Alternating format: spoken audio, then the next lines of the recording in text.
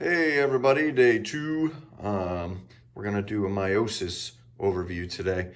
Yesterday when I realized I did the mitosis, I only used 3 chromosomes. I should have used 6. So I'm gonna give you a real quick recap of mitosis first. So this is the way mitosis would do this with a diploid number of 6 instead of 3 that I did yesterday. So if you guys could have a little piece of paper and a pen, you could just just sketch the finished product. That would be awesome.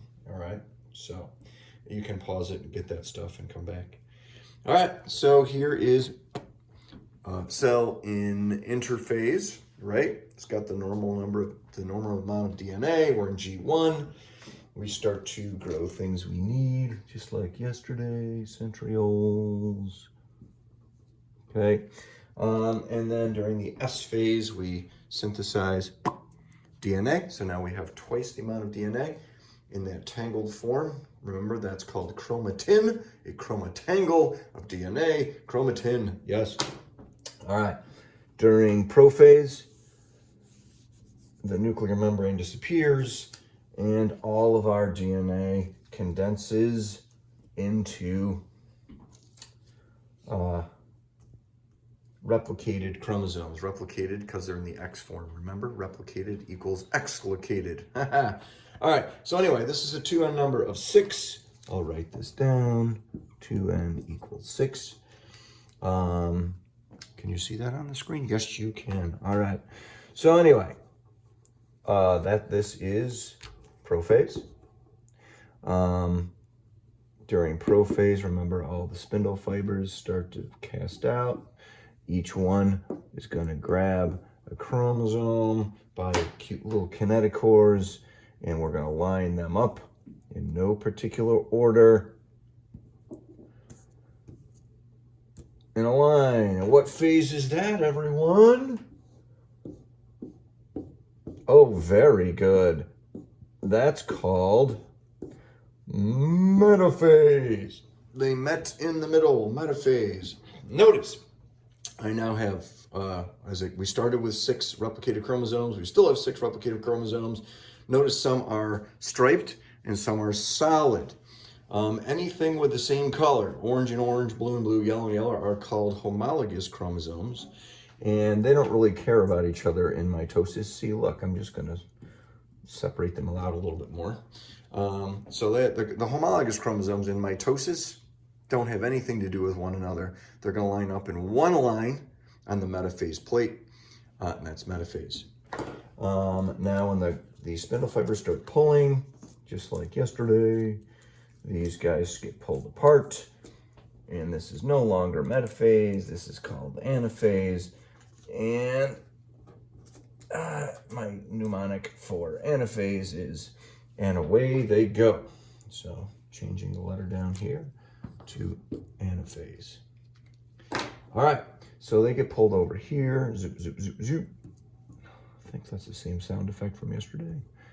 Okay, and we're gonna end up with 2 new nuclei. And we're gonna pinch the cell in. This is telophase, right? We're gonna pinch the cell in. It's called cytokinesis. Okay, that forms down here. We end up with 2 identical cells. Okay, that was telophase. Now we have 2 new cells, and we're about to enter back into interphase, where all of these chromosomes are going to retangle, if you will.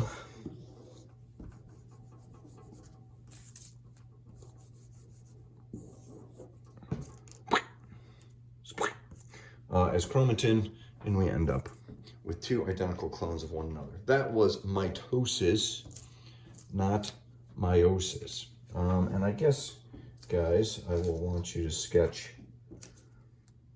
this and that.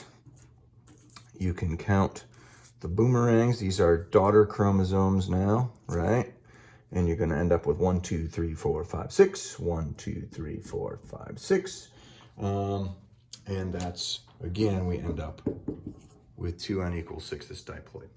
All right, that was a mitosis recap. Sketch that if you wouldn't mind. 2 cells, each with 6 boomerangs, which are non-replicated or daughter chromosomes. All right, we good? Oh, good. All right, now things get interesting. This is true meiosis.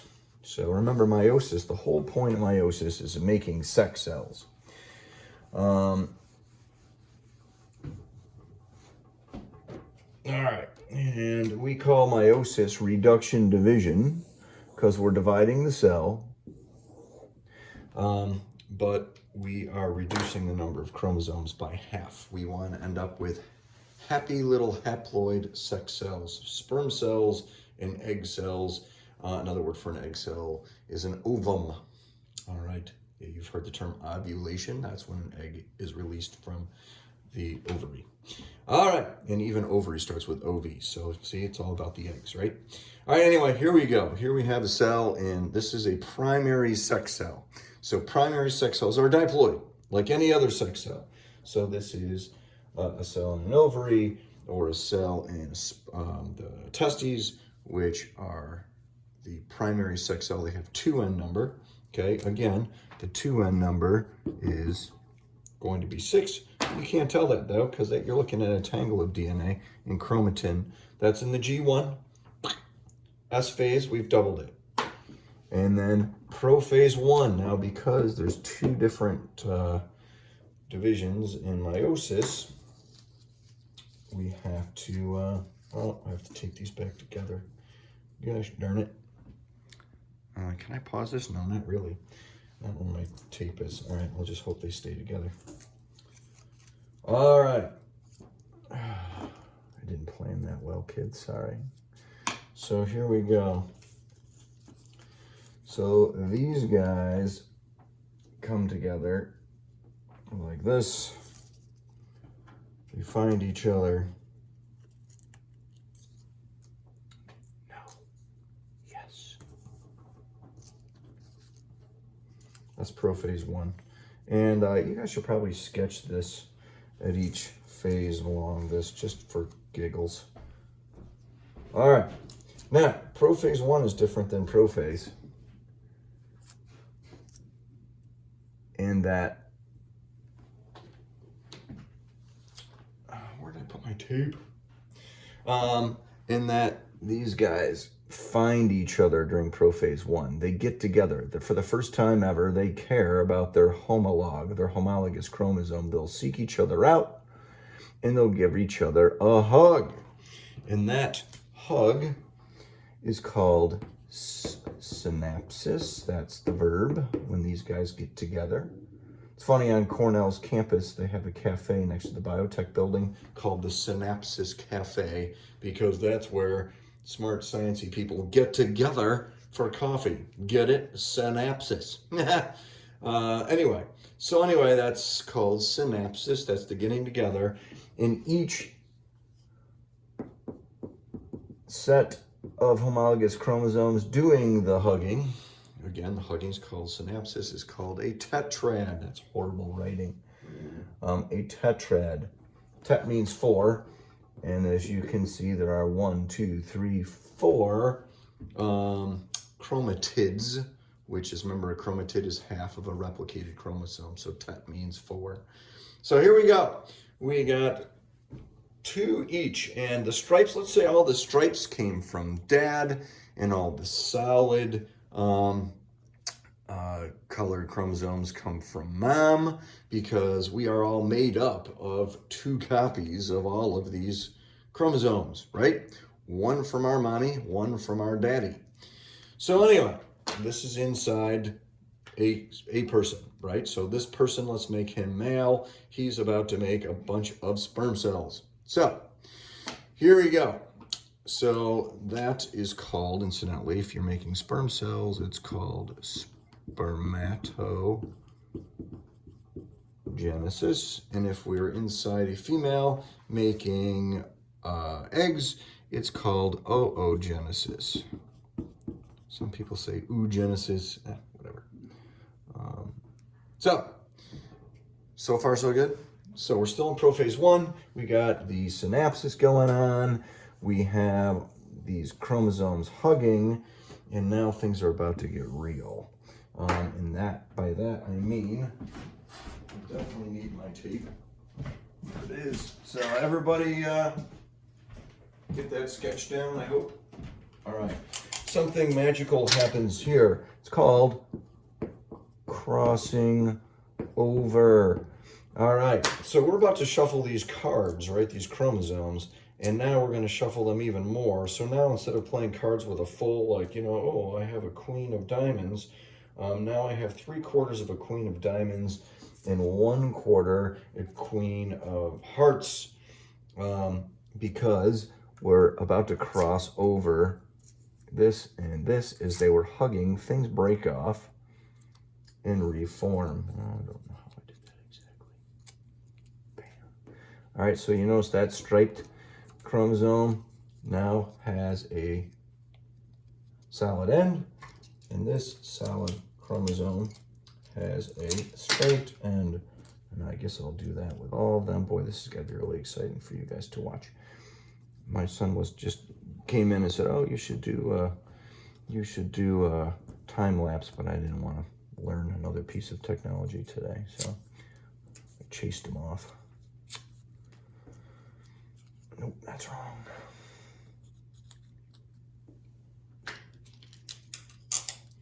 So you can see now, instead of just shuffling cards, we are cutting cards and taping cards together, which adds even to more variation. The whole reason organisms do meiosis is for variation. And because remember, if you're a bacterial colony and all of your offspring are identical, the environment changes, and if you don't have the evolutionary traits to get you through that bad time, then you all die, you and all your offspring, because you're all exact clones of each other. So that's bad.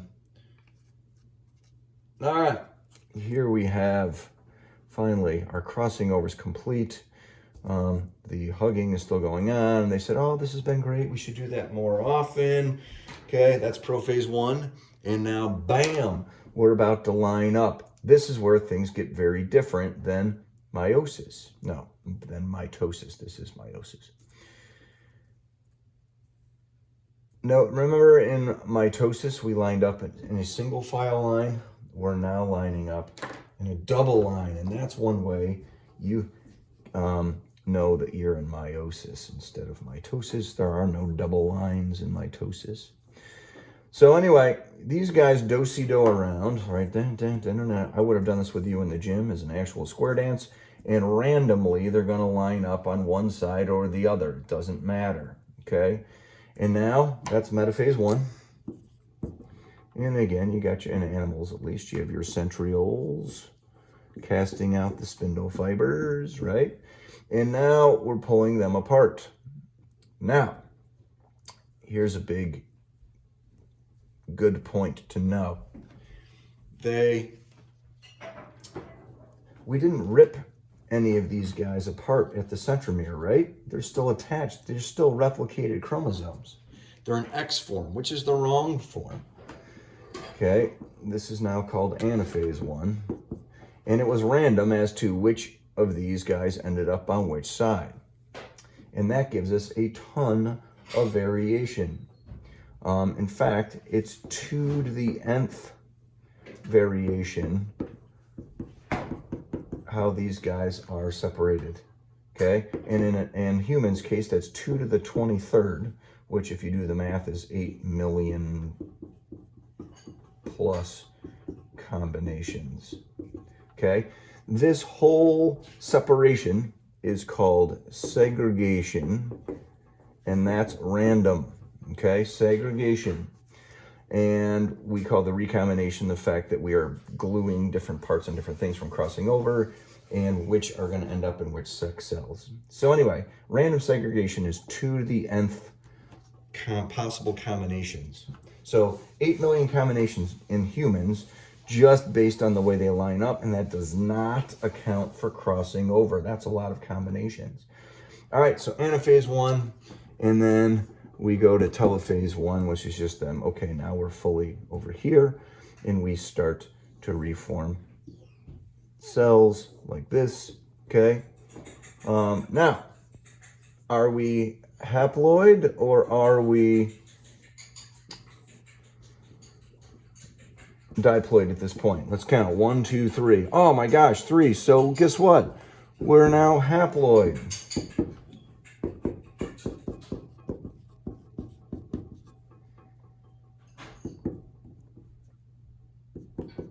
But the thing is, we're not done, because do we have the right chromosomal format? We're still in the X chromosome. We're still in the replicated chromosome. We don't want that. So we're not done yet. We're going to do each of this a second time. So this is supposed to be an N for haploid. So we have 3 chromosomes. But replicated. Okay, so let's show you what that looks like. Now we're going to get into all the second stuff. All right, I'm going to send these guys over here. We're going to separate these cells. 1 over here. It's probably not going to be big enough, but hey. Send this guy over here. All right, 1, 2, 3.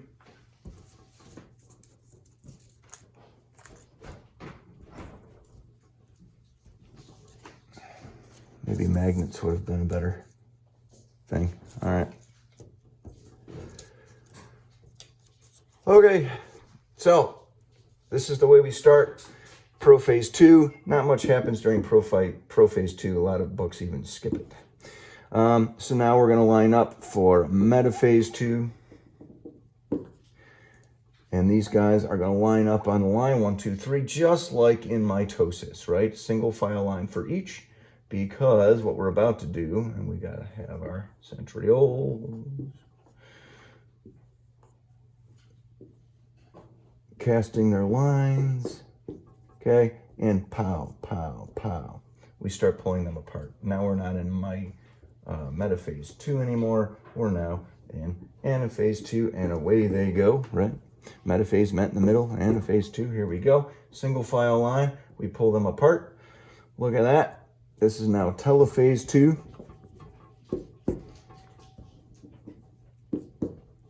And we're going to start to grow a nucleus around each one of those. Do a little cytokinesis. And if this were in a testis, okay, each one of these grows a flagellum. We got 4 viable sperm cells, each with half the number of chromosomes. That was my dog. And each in the haploid way. If this were an egg cell, if this is oogenesis instead of spermatogenesis, then what happens is randomly, eeny, meeny, miny, mo, you die, and you die. And all of the cytoplasm from all of these possible cells, okay, the ones that went bye-bye are called polar bodies.